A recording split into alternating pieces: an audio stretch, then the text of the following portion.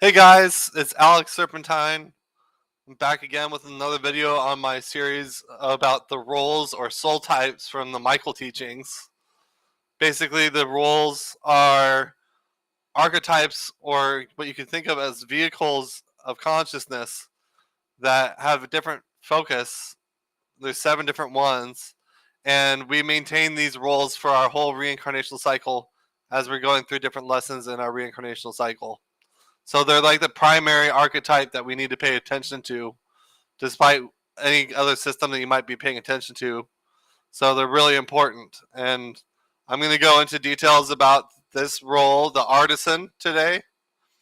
And I also made a, a quiz that you can take, a test to determine your role. If you haven't taken it already, it's going to be in the description of this video.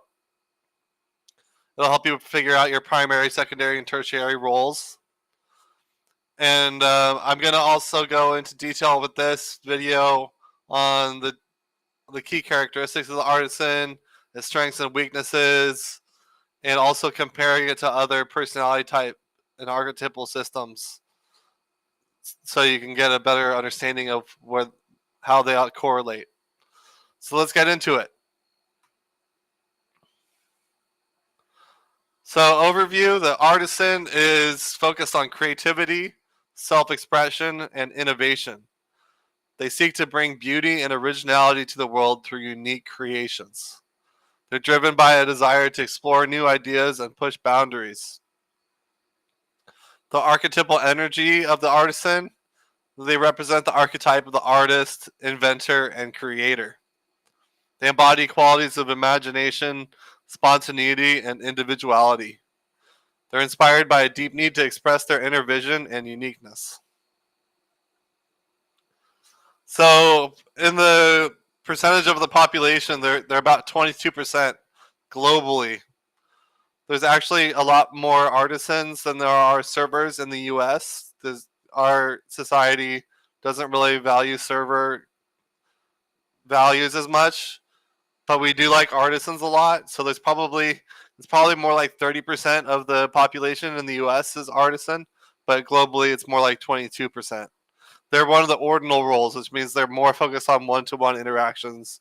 They don't necessarily step up in front of big groups and lead big groups like a sage, priest, or king would. So the population of each of these roles is based on how ordinal or cardinal they are. The more ordinal they are, the more they take up the population, the more populous they are, and the less populous they are when they're more exalted or cardinal roles, which deal with bigger groups. So yeah, 22%, about 30% in the U.S. The primary motivations of the artisan are that they're driven to create, innovate, and express unique ideas. They seek freedom and independence to explore personal creativity. They desire to stand out and be recognized for originality. The key traits are that they're imaginative and inventive with a strong sense of individuality. They're flexible and spontaneous, thriving in dynamic environments. Often unconventional, they enjoy breaking norms and pushing boundaries. On the positive pole for them, the positive manifestation for the artisan is it's called creation, where they engage in genuine, innovative self-expression that brings new ideas and beauty into the world. The negative pole is called artifice, where they rely on superficial or deceptive means to appear creative, losing authenticity. So basically, the negative pole, they're not really in touch with their own sense of deep creativity, and they're not expressing their uniqueness, so they're not as authentic. Maybe they're just copying somebody else's stuff and not really introducing something new. Their strengths are that they're highly creative and innovative with a talent for original thinking. They're skilled in artistic expression, whether through art, music, writing, or design. They're adaptable and flexible. They easily adjust to change and new ideas. Some of their challenges are that they can struggle with consistency and following through on projects. They can become easily distracted or lose focus on practical matters, and they may resist routine and structure, leading to disorganization. So structure is the big deal here for artisans, because they don't want to be restricted. They want freedom. They want to be able to break boundaries and be outside the box. But because they have that tendency, it's a little bit harder to like stick with structures and feel comfortable. So they have to work on that. So the growth focus for them is developing discipline, setting small and manageable goals to complete projects, improve organization, create structures or routines that support creative work, and balance freedom with responsibility. Practice finishing what is started before moving to new projects. So a couple things you can do that can help with the discipline and structure and organization. For their unique spiritual path, they can practice mindful creativity using artistic expression as a meditative practice. They can connect with nature, drawing inspiration and spiritual connection from natural surroundings. They can explore different spiritual paths, embracing diverse spiritual practices to enhance creativity. They can balance their inner and outer worlds, integrating inner vision with practical action for holistic growth. And they can engage in community art, sharing their creative talents in a way that benefits and uplifts others. Their interaction style is that they're expressive and dynamic, communicating with creativity and flair. They're flexible and open, adapting easily to others' needs and enjoy spontaneity. They're independent, valuing personal freedom, and they dislike feeling restricted. They're unconventional, bringing a unique, often unexpected approach to relationships. They're playful and fun, enjoying bringing joy and excitement into interactions. So, looking at their compatibility with other roles and relationships, here's a couple notes on things we can talk about for each. With servers, the server's stability often supports artisans' creativity. So they get along well with servers. They're both one-to-one roles, so that they're pretty compatible in that way. With other artisans, they have mutual creativity, but because they both want freedom and they're less practical, they're going to be struggling with that, with practicality and structure. With warriors, it's actually the kind of the more stereotypical maximum attraction with the most misunderstanding. Warriors can be attracted to the creativity and sensitivity of the artisan, and artisan can be attracted to the kind of machismo of the warrior, the aggressive masculine energy. But it's not super compatible because it's kind of different worlds. So it's just an interesting dynamic, artisans and warriors. With scholars, the artisans can their creativity can enhance the scholar's objectivity, even though they're kind of like different domains, but they can enhance things because they have different domains of things that they focus on. With the sages, they're the most compatible because they share love for expression. They're both expression axis types. For priests, they're both high frequency roles. The artisan and the priest are the most high frequency. So they're kind of tuned into the higher domains, to the higher realms, and they're really sensitive. So they both share vision and imagination. With kings, artisans are drawn to the king's magnetism, but they may struggle with the king's aggression. So just a couple of notes on compatibility. So you can really have a relationship with any other role, but it's just going to be a really different dynamic based on the kind of energy and personality of each of these roles. So now we'll talk about the soul ages, which are different stages that we go through in our reincarnational cycle where we're learning different lessons. The roles will express themselves a little bit differently based on what their focus is for their soul age. So in the infant soul age, the focus is on survival. So artisans would use their creativity for basic survival needs, improvising solutions. Baby soul, which is focused on structure, they create within structured environments, seeking approval for efforts. Young soul was focused on achievement. They innovate for recognition and success, exploring bold new ideas. Mature soul is focused on relationship, seeking deeper emotional expression, using creativity to connect with others. And in the old soul age, the focus is on context, which is expressing unique vision focused on spiritual or transformative creations.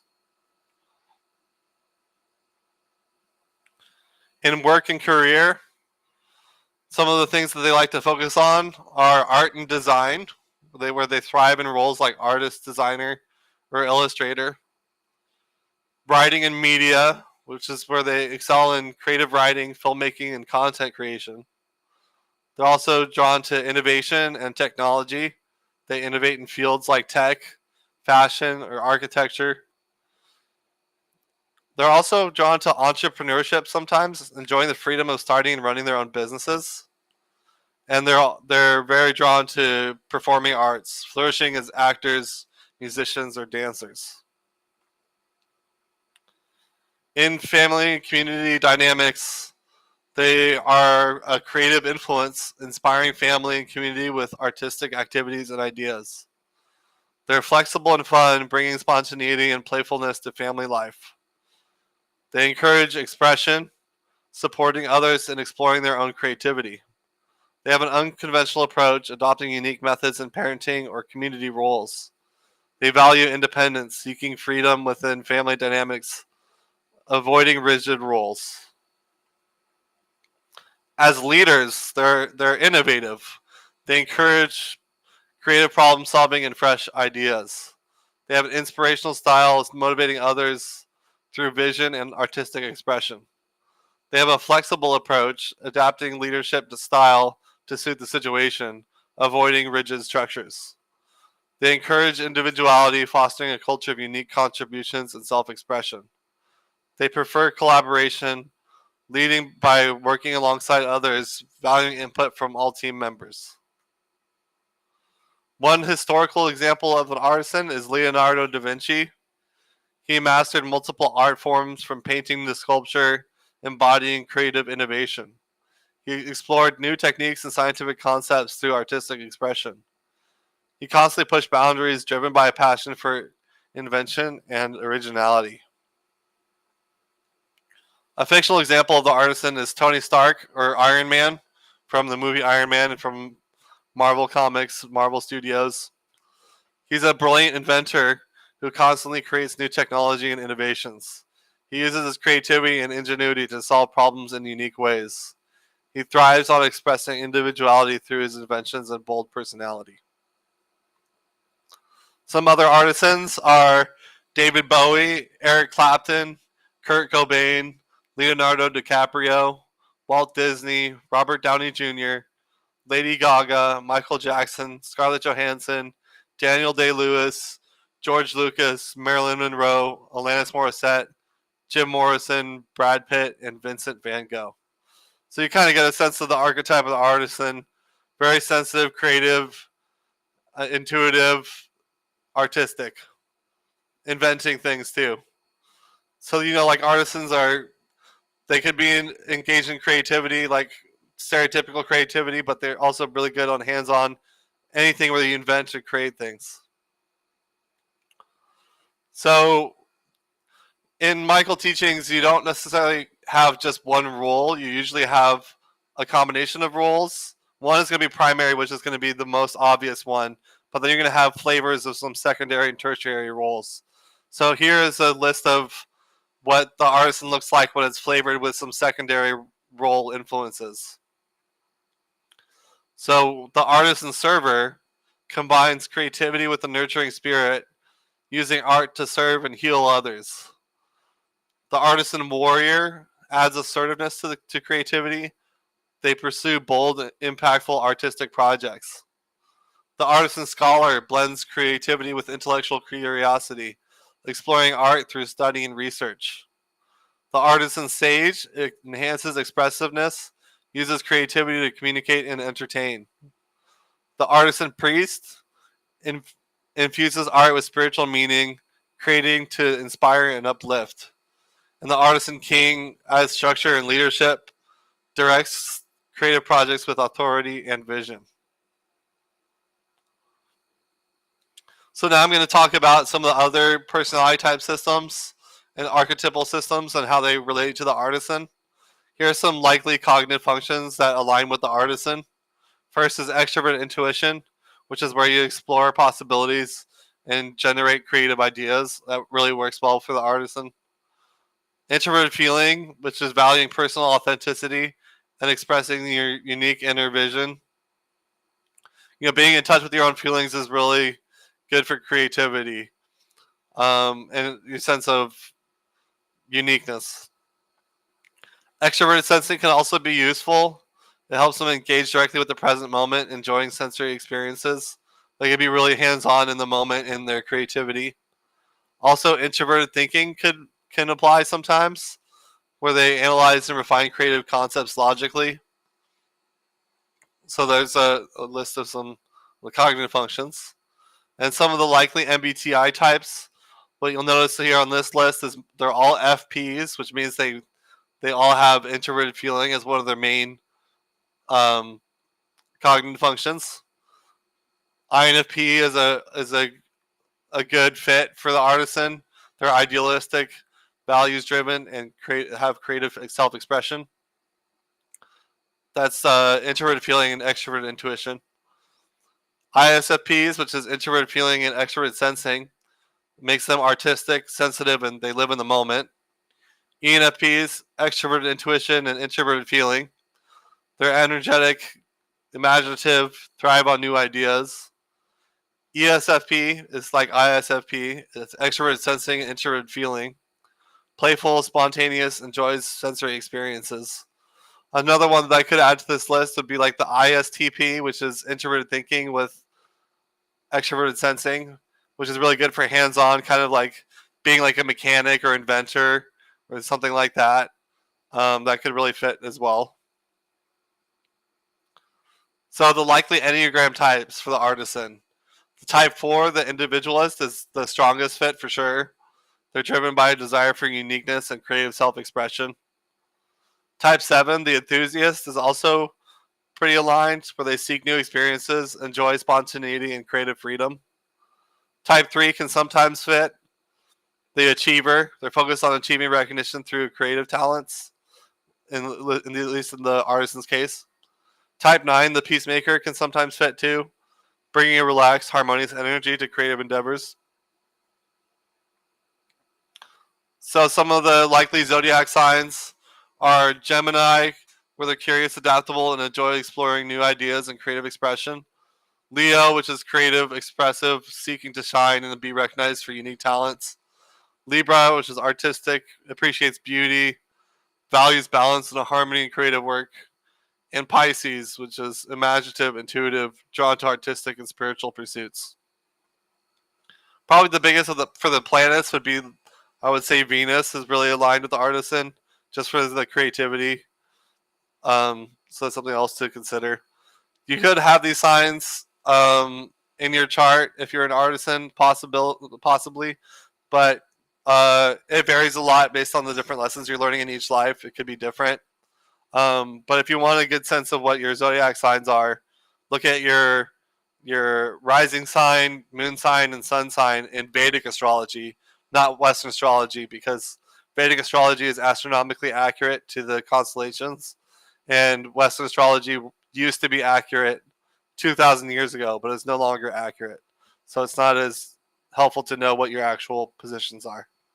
So just a little note on that. So the aura colors, which is a system presented by Pam Osley. She has this book, Life Colors, that goes into the different aura colors, which are different energies in our aura that basically determine our personality on some level. The yellow aura is the most aligned, which is creative, playful, enjoys freedom and self-expression. Lavender, which is more of a secondary, kind of more of a flavor of an aura, not really a primary aura, brings imaginative, dreamy focus on artistic and spiritual creativity. Magenta is one of the more rare auras, but it fits with the artisan. They're unconventional, eccentric, and thrive on originality and innovation.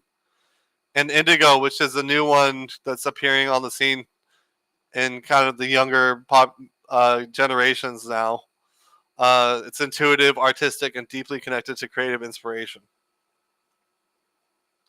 So some of the reflective questions that you can ask yourself to see if you're an artisan. If you would say yes to all these, you could really be an artisan or have some artisan secondary, tertiary influences. So let's get into these. Do you feel a strong need to express yourself creatively or uniquely? Are you drawn to careers or hobbies that involve innovation or artistic expression? Do you often challenge conventions and seek new, unconventional ways of doing things? Do you thrive in environments that allow freedom and flexibility? Do you find routines or structured environments limiting? If you say yes to all these, you might be an artisan. And if you want to know your role, you can take like I said earlier, you can take my test that I have in the description of this video, which will help you determine your primary, secondary, tertiary roles if you're not sure yet. So to summarize everything, the core role is that the artisan is focused on creativity, innovation, and self-expression. The strengths of the artisan is that they're imaginative, adaptable, and bring unique perspectives. Challenges are that they struggle with consistency, needs balance between freedom and structure. Their growth focus is on developing discipline, refining their creative skills, balancing spontaneity with follow through. And the spiritual path is using creativity for spiritual growth and community impact. So that's it. Everything I want to talk about for the artisan. Check out my roles test in the description if you're not sure yet.